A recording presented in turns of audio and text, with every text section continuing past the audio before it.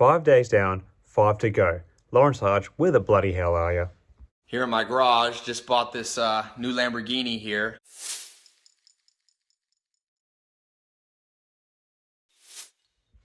Hi again, Mullenites. I hope you're all doing well. We have seen another sliding day in the stock on Wednesday as it slipped by 3.5% to finish the day off at $1.39 per share.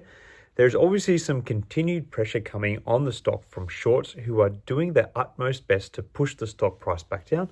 And for them, there is definitely a motivation and a timeline for that motivation. They want to get the stock back down within the next week or 5 trading sessions, as if the stock can be pushed back to below $1 per share, Mullen will have a continued delisting threat hanging around their neck. However, if Mullen is still above the $1 mark after the 18th, the delisting threat will actually technically be lifted, which is likely to only buoy some confidence in the stock, which is much needed at this point in time. However, adding to the bull's woes at the moment is the social media disappearance of good news catalyst machine Lawrence Hardge.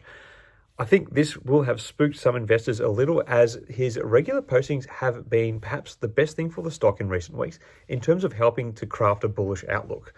I do recall him saying that he was looking to create a separate social media presence for his business dealings from his personal one. He obviously has copped some flack on there before from those following Mullen, which seemed to disturb him previously. And perhaps this removal of his social media presence is him following through with this purported change. Or perhaps he was getting some heat just the other day for Mullen underperforming again, and he has decided to take such an action. Who really knows?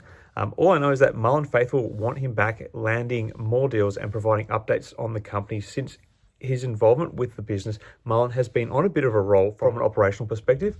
Mullen Advanced Energy Operations, a majority-owned subsidiary of Mullen Automotive in partnership with Lawrence Hardge, is executing on a $680,000 contract awarded to EV Technologies by the District of Columbia. Mullen has also received a second purchase order for EV cargo vans from the University of North Carolina in Charlotte, and they've also disclosed that there's been a $63 million order for a further 1,000 electric trucks from Randy Marion Automotive Group. This goes on top of the rumored deal that's supposed to be coming in the next couple of weeks from the company.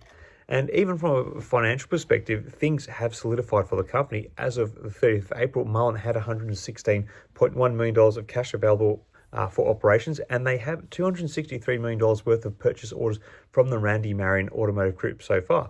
So Mullen is not a destitute company without any meaningful operations.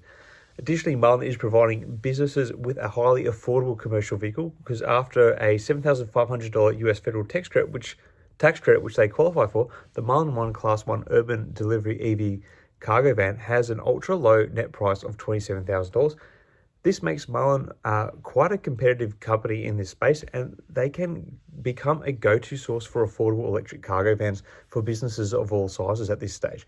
This is particularly important, as we mentioned the other day, that the Biden administration has made it quite clear that they want to see an increasing transition to vehicles that rely on renewable power sources, particularly from the commercial sector. So there is some momentum with the stock, and Mullen has been on a bit of a ride. But the share price is definitely not reflecting that. What we need, it seems, is for the stock to continue to hold out at a meaningful level above the $1 per share mark for the next week. Such a trend will help return some momentum in the stock with the removal of the delisting threat. This could then act as a reversal against the strength of the shorts and, dare I say it, perhaps push for another sort of short squeeze action in the stock. Say what? If we can get a return of Lawrence Hardge and perhaps some good corporate developments in the interim, we should be in business.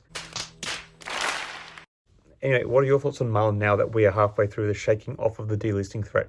Are you still optimistic about the long run for the company? Are you looking at it for a short-term pop? Do you know what is going on with Lawrence Hardge? Let me know your thoughts in the comments below.